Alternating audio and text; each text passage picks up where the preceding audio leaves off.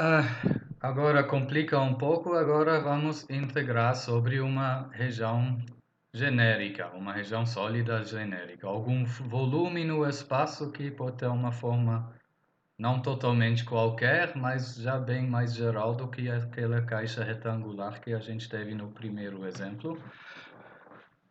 Ah, para poder fazer esta integral sobre um volume, o volume tem que ser, por exemplo, desta forma, tal que ele é limitado por cima e por baixo por duas funções de duas variáveis, né?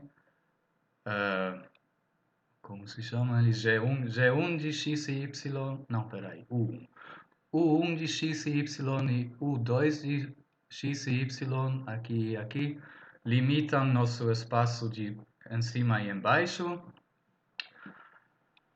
E a projeção do nosso volume no chão tem que ser também, isso é chamado de tipo 1, agora tipo 1 em 3 coordenadas. E a projeção no chão desse volume tem que ser tipo 1 ou 2. Aqui também escolhi tipo 1, que são os mesmos tipo 1 e 2 que a gente viu para a integral dupla. De novo, depois de ter feito a primeira integral, aqui a gente obtém uma nova função de x, y e z. Não, estou de y e z. E esta vai ser uma integral dupla sobre uma região genérica, como a gente já viu duas aulas atrás. Então é basicamente isso. Você integra primeiro sobre linhas que vão da função embaixo até a função em cima, que é este limite aqui, que é esta integral interna. Depois, isso te dá uma função que aqui no plano xy, cada ponto dessa função sendo uma integral ao longo de uma dessas linhas. E esta nova função você integra, por exemplo, ao longo de linhas paralelas ao eixo y, assim, assim, assim, de esta função até esta função aqui, de g1 de x até g2 de x, que são as que limitam esse chão aqui, e finalmente de a a b, igual como fizemos para integrais duplas sobre regiões genéricas. E a gente vai fazer isso para esta função aqui, uma função simples, f de x, y e z é igual a z. E o volume sobre aquele que a gente quer integrar. Esse tetraedro aqui dado por limitado pelos planos dos eixos x, y, x, z e y, z. E no quarto lado por este plano aqui, que passa pelos pontos 1, 0, 0, 0, 1, 0 e 0, 0, 1. É fácil de mostrar que a fórmula para este plano é esta daqui, z igual 1 menos x menos y.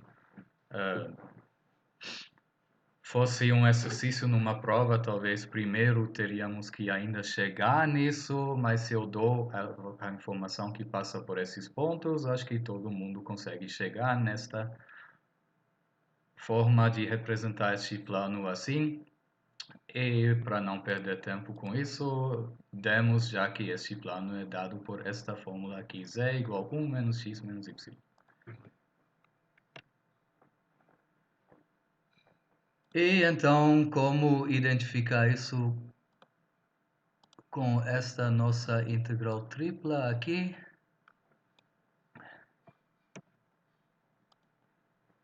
Acho que não precisamos mudar a ordem das coisas. De novo, ficou muito pequeno.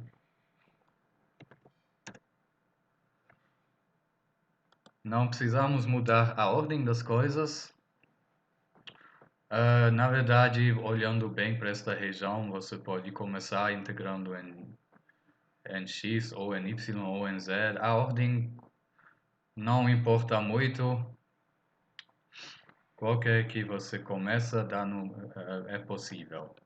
E acho que o menos confuso é esta versão aqui. Primeiro a gente integra sobre linhas verticais que vão do chão até este plano aqui.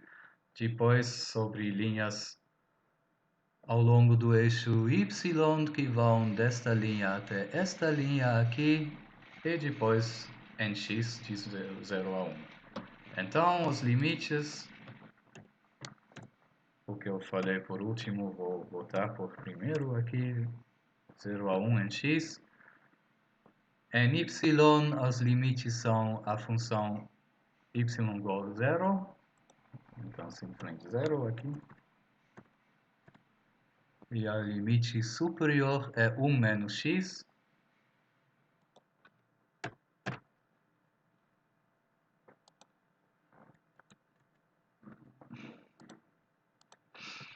E, finalmente, a integral que vamos fazer primeiro, do chão até este plano aqui, em z.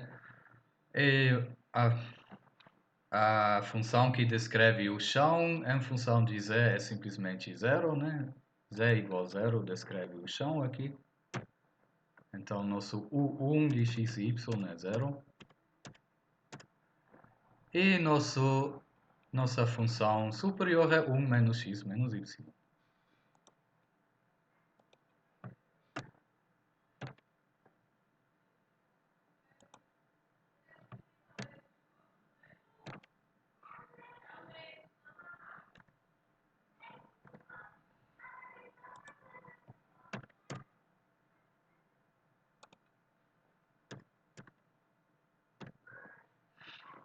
E nossa função é simplesmente z.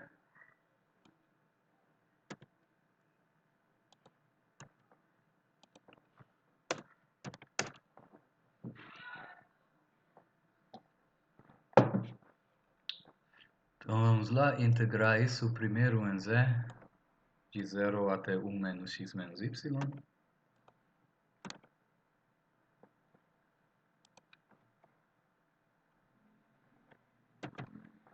Então nossos limites serão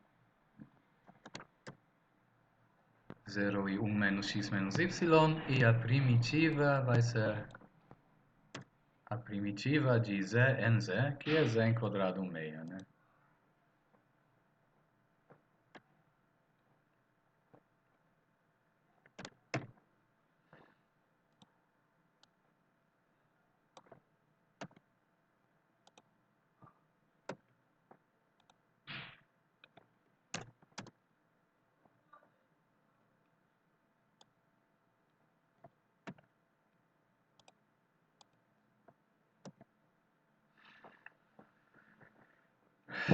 Avaliando isso para z igual a 0 e para z igual a 1 menos x menos y, para z igual a 0 dá simplesmente 0, então o valor vai ser 1 menos x menos y em quadrado, meia.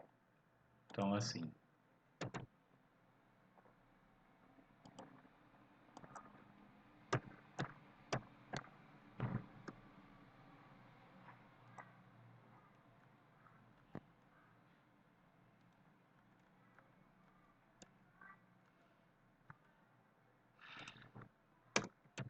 Isso temos que integrar em y. Um jeito seria primeiro fazer todas as multiplicações. 1 menos 2x menos 2y menos 2xy mais x em quadrado mais y em quadrado e depois integrar, mas dá para fazer isso de uma maneira um pouco mais simples.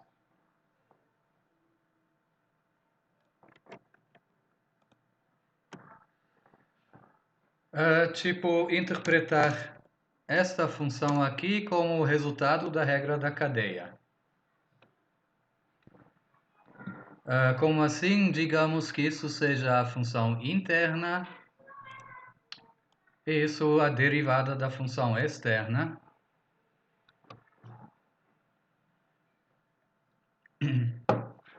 Mas aí, para isso ser o resultado da regra da cadeia, então aqui multiplicado com esta função ainda teríamos que ter a derivada interna, né? desta função interna em y. Mas a derivada interna seria menos 1. Derivando isso em y dá menos 1. E então dá para ajeitar se a gente escreve isso, por exemplo, como menos menos. Aí este menos aqui seria a nossa derivada interna. E o outro menos fica porque ele realmente a gente precisa dele para a função ser a correta, né? Então, um dos menos fica. Peraí, eu vou fazer a primitiva agora.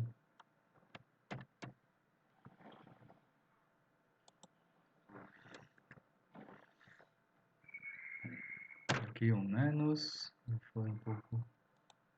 Deixa eu fazer assim.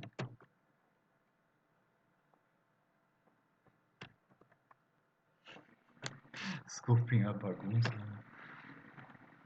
Assim. Então, aquele menos que a gente precisou para corrigir, eu botei tudo para fora aqui e agora temos a função menos isso para integrar. Isso é nada outro do que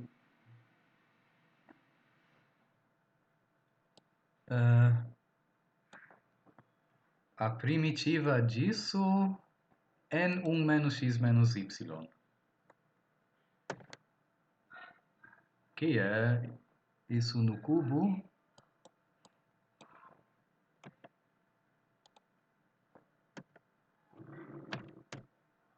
Terço e o terço junto com S2 dá um sexto.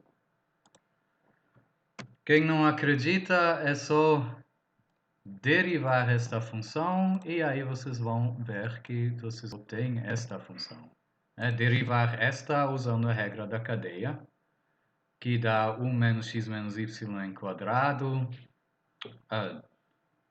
2 vezes, peraí, 3 vezes 1 menos x menos y em quadrado, esse 3 se corta com esse 6, aí vocês obtêm exatamente menos esta função aqui, por causa da derivada interna que é menos 1, e esse menos se corta com esse menos aqui, então deu certo.